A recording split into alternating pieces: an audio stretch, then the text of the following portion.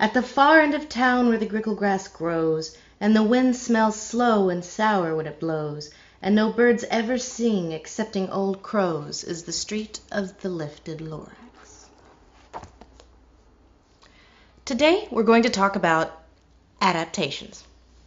One ring to rule them all. Adapting a pre-existing work, be it a novel, comic book, or even a children's book, has got to be one of the most difficult, thankless jobs in Hollywood, and invariably the loudest voices against changing things for adaptation are going to be the fans of the original work who can't stand to see their precious perfect story tampered with by these Hollywood phonies. Now, as someone who long ago gave up on the futile endeavor that is fan loyalty, I tend to be a bit more forgiving. The Lord of the Rings is an excellent, if perhaps a touch flawed, adaptation. The 25th Hour, based on a novel, is one of my favorite movies of all time, and I even liked the much-maligned 2005 version of The Hitchhiker's Guide to the Galaxy. Yeah, that's right. Oh, what, fanboys, you want to fight? First off, Hollywood movies have much more structured demands, acts, and characters than pretty much any other medium, so changes in adaptation aren't just inevitable, they are necessary. Film is a different medium. It incorporates other elements such as sound, time, a billion people working on it, and most importantly, a different person with a different vision at the helm. Shit will change. You wouldn't hit a woman. That's a woman? Now, all that said, when something is so beloved that the film industry feels it worthy of adaptation, it's probably got a really easy to fuck up theme or characters beloved by an audience that they connect with. And due to the extreme restrictions placed upon Hollywood screenplays, especially on family movies, there's a lot that can go wrong. Did you chop down this tree? Illumination Entertainment's The Lorax, adapted from Theodore Seuss Geisel's extremely short book of the same name. Where do I begin? Well, obviously in rhyme. A film only superficially related in theme, a film too good for Seuss's tone or rhyme scheme. It's cheeky, irrelevant, an unmemorable musical.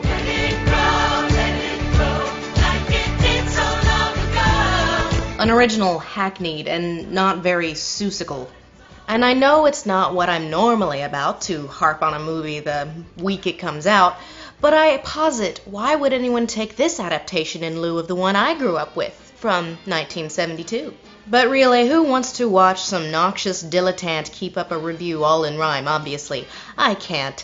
So here's the part where I stop playing the bard as we take a look at why this new movie sucks so hard. Okay, I'm done, I promise. I am the Lorax. I speak for the trees. In the wake of the new film, bringing attention to one of the less well-known Seuss books, some have said that the book is a B-list Seuss at best, which I disrespectfully disagree. I think it's engaging, interestingly set up, and told from an interesting point of view, that of the guy who ruined everything, to the avatar for future generations, nameless boy. So the Lorax was written before climate change was a thing, but while the environmental movement was just becoming a thing. When good monsters get together. So this little short's more about pollution, littering, things that make the Italian guy pretending to be Native American cry. People can stop it. The 1972 short was not only produced by Dr. Seuss, he also wrote the teleplay and the lyrics to the new songs. Under the trees in our Barbaloot suits. To me, the TV short has more complexity and pathos to it than the book. Suddenly, the Onceler is a bit more compelling. The resolute Lorax is more sympathetic because we see his plight. He's more than just a whiner.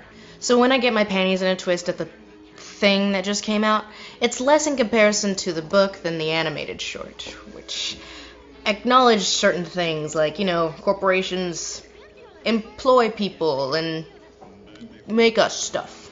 It's a shirt. Maybe not necessary stuff, but stuff. It's a hat. So before we get to why the 2012 remake is most hateful, awful thing that ever existed, let us first explore the 72 adaptation. The Lorax is told from the point of view of the story's antagonist, known as the Onceler, an ambitious entrepreneur of indeterminate species who discovers that the beautiful tufts of the truffula trees are the perfect material to make a product called a thneed. A thneed, a fine something that all people need. The Onceler is opposed by a little mustachioed guy called the Lorax.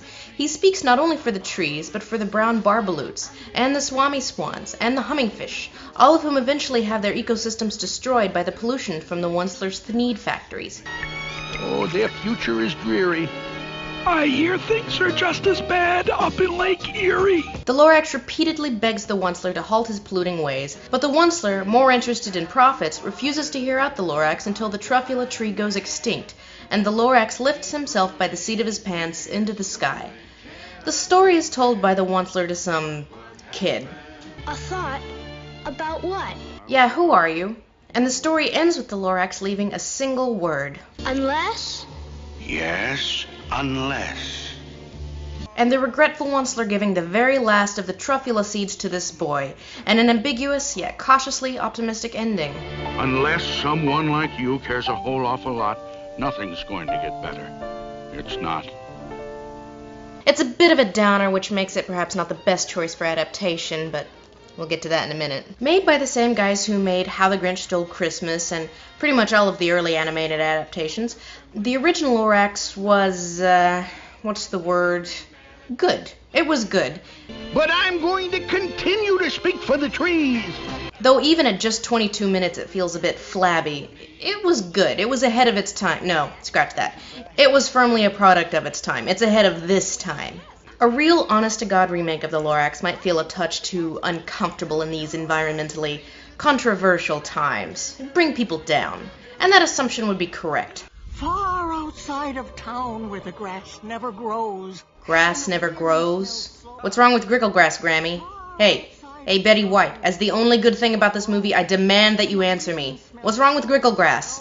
Why did you change that line, movie? Did it not test well? The main character is no longer the Onceler, but the nameless boy, played by Zac Efron, surprise, who lives in a strange corporate-run totalitarian state that is headed not by the Onceler, but by a whole other bad guy who runs yet another evil corporation, this time selling air, like the Culligan Man. Identical in many ways to the bad guy from Despicable Me, Aloysius O'Hare is a polluting bad guy who pollutes because it drives up profits, and polluting is fun. Effective and punchy, like any Captain Planet villain.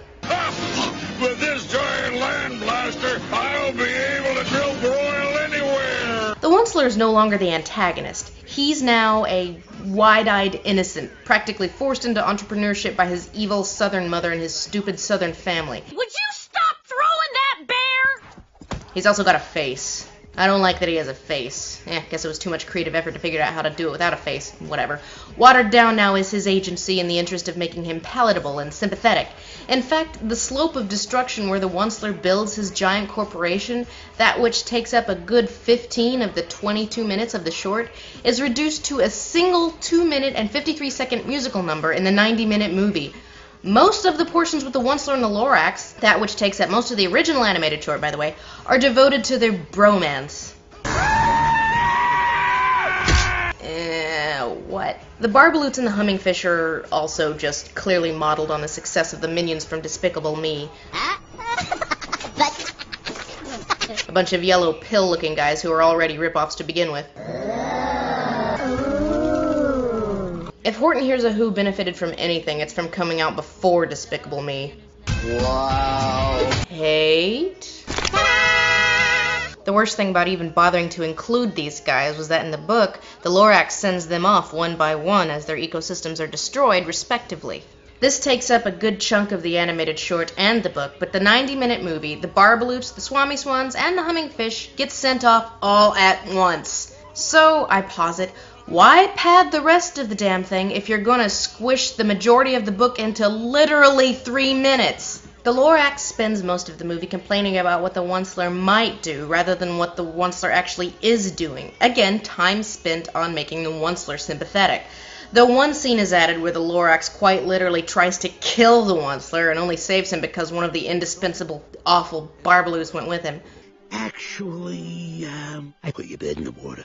Dude, that waterfall is like 50 feet down the river. You cannot tell me you didn't know about the world's biggest waterfall. See, this takes something away from the Lorax as a benign pleader into an attempted murderer on the offense. Who taught you guys how to steal a bed? Now, I understand that they need to pad the damn thing and make it feature length, and character-building exercises are a good way to do that, and this is certainly better than some of the things they decided to do in Horton Hears a Who to make it 90 minutes. Horton is the greatest hero of them all, huh? I think that accomplished a lot. Thanks for that, movie. I'm just saying, in this movie, they added a lot of stupid shit at the expense of, you know, the story that was already there. Also, better. Thing is, they already made this movie successfully. It was called WALL-E. While this film certainly isn't fond of corporations, it more paints them as irresponsible than flat-out evil. Rather than try and fix this problem, it'll just be easier for everyone to remain in space. Easier? There is no evil corporate warlord singing at the end about the plant, "Let it die, let it die." I say let it die! Let it die, let it die, let it shrivel up and... Come on, who's with me, huh? See, the whole evil corporation thing, it's stupid. It falls flat. It's too simple. This is why the Onceler works as an antagonist. He legitimately doesn't see that he's really hurting anything. So here the Onceler is split into two characters. A Captain Planet villain, and the other guy who betrays his good friend Lorax and is well-intentioned the whole way, at least until his montage of evil. How bad can I be? I'm just building the economy. How bad can I be? Just look at me petting this puppy. How bad can I be? A portion of proceeds goes to charity. Biting satire from the movie that had this product tie-in.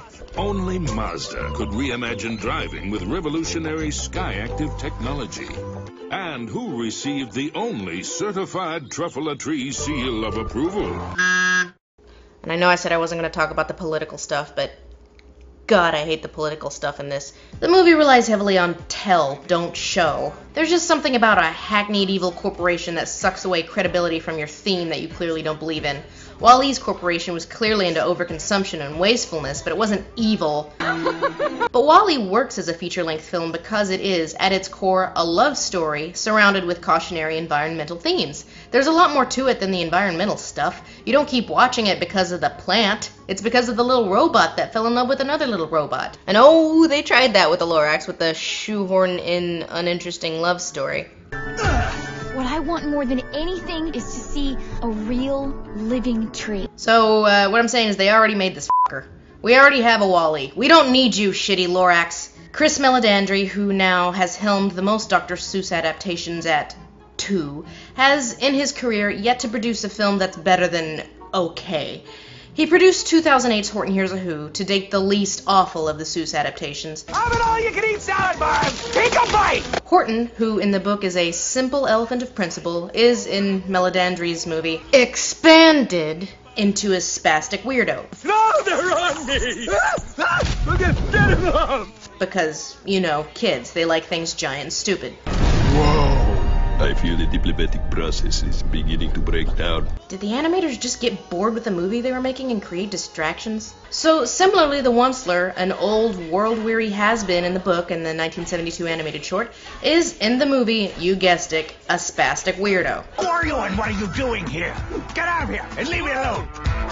But these are all nitpicks of comparison, and at the end of the day, an adaptation should be able to stand on its own. And in that case, damn, there are no stakes in this movie.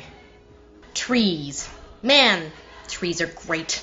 They ignite the intellectual curiosity of the love interest, played by Taylor Swift, but she, being the passive girl, can't go find the Onceler herself, so Zac Efron does it for her, wanting only at first to get, whatever the 12-year-old equivalent of laid is. After he learns about the Lorax and how the truffula went extinct, and that's why we apparently live in a plastic oasis on a landscape that looks like the moon, at the end of the movie they decide to plant the truffula seed in the middle of the town square, leading to a chase scene to plant the plant.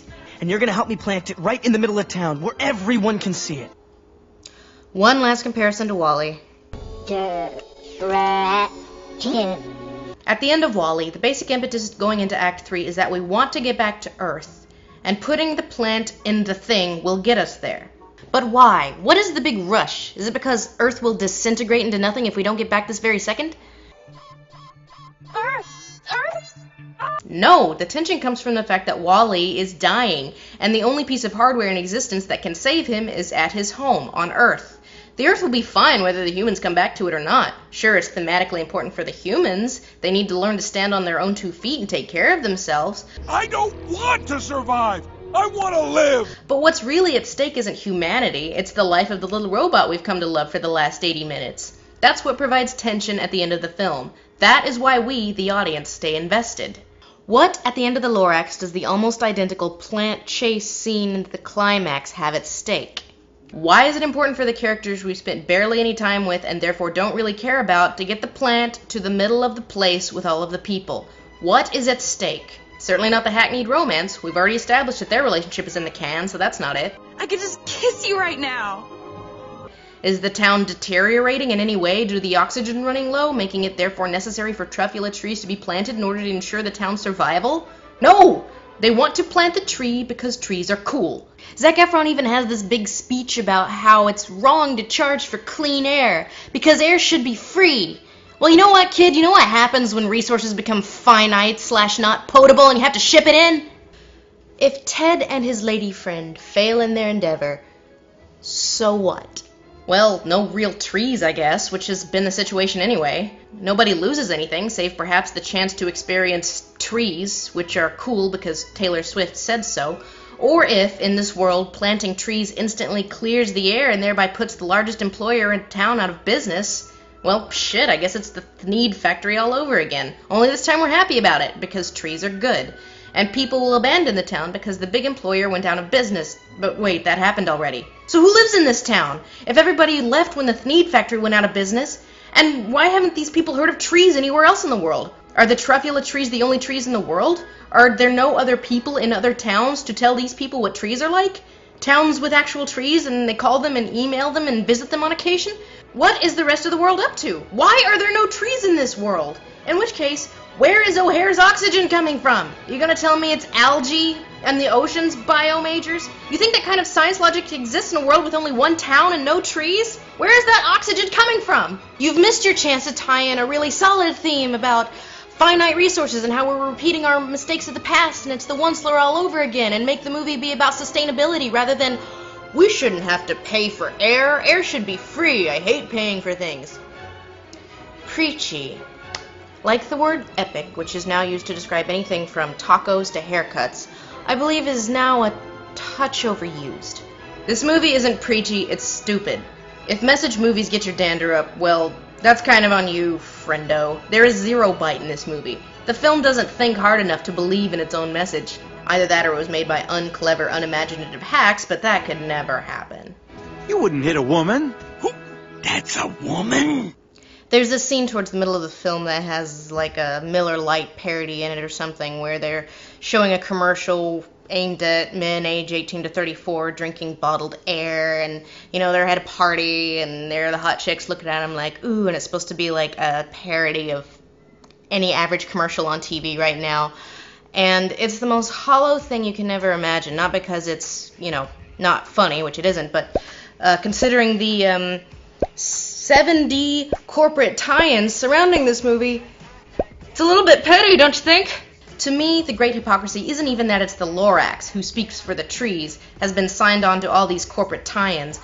I don't mind if I do. But a film that's more stupidly anti-corporate than either the book, or especially the animated version, which is, by the way, the only one of the three to feature any badly needed scene like this. Well, what do you want? I should shut down my factory? Fire 100,000 workers? Is that good economics? Is that sound for the country? I see your point, but I wouldn't know the answer. Ding, ding, ding! Thank you, Animated Lorax, for pointing out a simple two-sided argument. You win the no prize. A big plate of waffles to augment your thighs. Make it an IHOP day. A platform to stand on at Theater AMC. And let us not forget, of course, that giant SUV, which has a seal of approval from the truffula tree. This movie makes your head hurt if you try and think. The solution is obvious. Do what we did. Drink margaritas, mojitos, G&T, hot toddy. Combine beer and liquor so your vision gets spotty. Drink till your insides come frolicking out. Wait, what were we talking about? Your impotent rage you try and sustain, but really, there's nothing you can do but complain. It burns me like this cheap whiskey, right down to my thorax. I'm your nostalgia chick, and I speak for underrated Dr. Seuss books from the 1970s. It's the Earth-friendly version.